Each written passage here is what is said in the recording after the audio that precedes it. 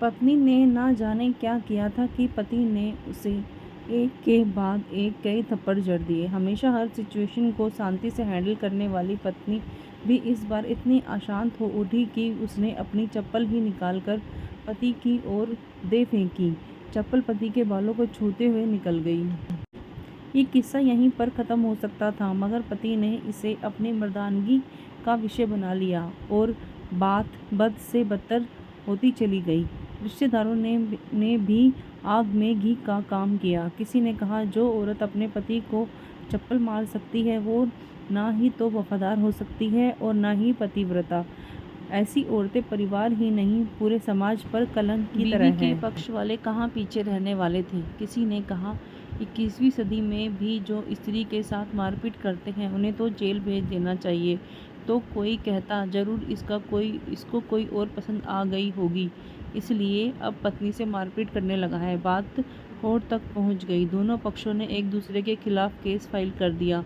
पति ने चरित्रहीन होने का तो पत्नी ने दहेज का और शारीरिक उत्पीड़न का आरोप लगाया। 2 वर्षों से अधिक समय के लिए केस चला था। इन 2 वर्षों के दौरान दोनों पति पत्नी अलग अलग रह रहे थे।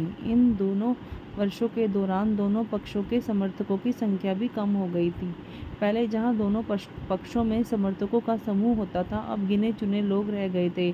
पति और पत्नी दोनों की आर्थिक स्थिति भी इस समय के दौरान गिर चुकी थी, जिन्हें वो अपना शुभचिंतक समझ रहे थे। पैसों की बात आते ही उन्होंने भी अपना पलड़ा झाड़ लिया था। अगर कोई देने को राजी भी हुआ तो मोटे ब्याज की शर्त पर। आखिरकार वही हुआ जो सब चाहते थे, डाइवोर्स। हर कोई खुश था, दोनों पक्षों के रिश्तेदार, उनके माता पिता, दोनों के वकील। लेकिन 5 साल की सुखदायक शादीशुदा जिंदगी और एक सुंदर बेटी के बाद इस डिवोर्स ने पत्नी को मूक बना दिया था और पति को शांत। शायद ये एक इत्तेफाक ही था कि इस खुशी को मनाने के लिए दोनों पक्ष के लोग एक ही साथ चाय की टपरी पर बैठे आमने सामने। इत्तेफाक इसलिए क्योंकि ज़्यादातर लोग एक दूसरे के विरोध पक्ष को सपोर्ट कर रहे थे। वे एक दूसरे को अच्छे से जानते भी नहीं थे। पति पत्नी भी इन सभी से दूर एक दूसरे के सामने मेज पर बैठे थे। पत्नी ने पति से कहा, अब तो खुश होंगे ना, तुम्हारे मन की जो हुई मुबारक हो। पति बोला, तुम भी तो आज जीत गई, मुझसे तलाक तो तुम्हें भी मिल गई, कॉन्ग्रेचुलेशन टू यू टू। पति ने कहा, तलाक को तुम जीत का प्रतीक समझते हो? पत्नी ने पूछा। पति चुप रहा। थोड़ी देर की शांति के बाद पति ने कहा, मुझे तुम्हें 5 लाख रुपए अभी और हर महीने 8,000 रुपये देने का आदेश है। अभी मेरे पास पैसे नहीं हैं, इसलिए मेरा जो सिटी में फ्लैट है उसे तुम्हारे नाम कर देता हूँ। पत्नी बोली, लेकिन उस फ्लैट की कीमत तो 18 लाख की है। हाँ, लेकिन हमारी बेटी तुम्हारे साथ है और आगे जाके उसके खर्चे भी बढ़ेंगे, तुम्हें थोड़ी आसानी होगी। पति ने कहा, नहीं नहीं, मुझे सिर्फ 5 लाख रुपए ही देना, और तुम्हें हर महीने 8,000 रुपये तो देने ही वाले हो, मैं मैनेज कर लूँगी। अगर 5 लाख नहीं है तब भी कोई बात नहीं, पत्नी बोली। दोनों फिर से शांत हो गए। पति सोचने लगा, कितनी भोली और समझदार है ये औरत, जो कुछ समय पहले तक मेरी पत्नी थी और अब अनजान।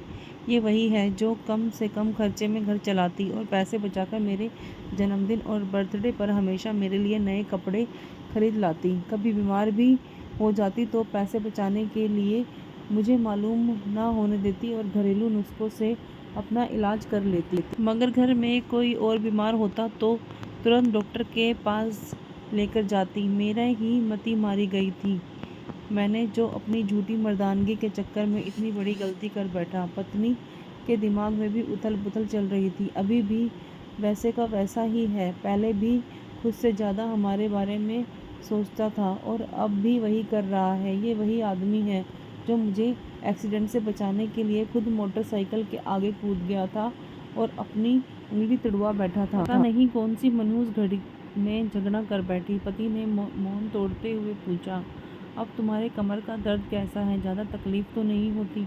पत्नी हल्का सा मुस्कुराई और बोली, अभी भी होता है, अब तो पेट में भी क्रैम्प्स उठते हैं। वो तो होगा ही, तुम योगा या कसरत भी नहीं करती हो, अब किसी गायनोलॉजिस्ट को ज़रूर दिखा देना। पति ने कहा, तुम बताओ, तुम्हारा अस्थमा कैसा है अब? क्या अब भी दौरे पड़ते हैं? पत्नी ने पूछा। हाँ पड़ते हैं, पहले से ज़्यादा, क्योंकि अक्सर इनहेलर लेना भूल जाया करता हूँ, याद दिलाने के लिए तुम जो नहीं हो अब, पति बोला। पत्नी की आंखों में आंसू आ गए। वो बोली, तुम्हें मेरे चरित्र पर सवाल नहीं उठाना चाहिए थे, तो ये परिस्थिति आती ही नहीं। हाँ मैं जानता हूँ, तुम बहुत अच्छी हो, मुझसे गलती हो गई बहुत बड़ी, मैं लोगों के बहकावे में आ गया था। पति बोला, तुमने भी तो मुझ पर दहेज का इल्ज़ाम लगाया था। वो बोला, गलत था और इस बात का मुझे भी पछतावा हुआ, पत्नी ने कहा। पति कुछ कहना चाह रहा था लेकिन हिचकिचा रहा था। पत्नी ने पूछा, कुछ कहना चाहते हो? वो बोला, क्या अब सब पहले जैसा हो सकता है क्या? मतलब? पत्नी बोली, मतलब कि हम फिर से पहले की तरह पति पत्नी बनकर, सच्चे दोस्त बनकर नहीं रह सकते। पति बोला, पर ये डिवोर्स के पेपर दिखाते हुए पत्नी ने उन्हें कहा, फाड़ देते हैं। पति ने अपने पास रखे डिवोर्स के पेपर फाड़ते हुए कहा। पत्नी ने भी अपने पास रखे हुए पेपर पर। सभी हैरान थे, वकील, रिश्तेदार और माता पिता। पति पत्नी दोनों एक दूसरे के हाथ पकड़े हुए अपने घर की तरफ चले गए।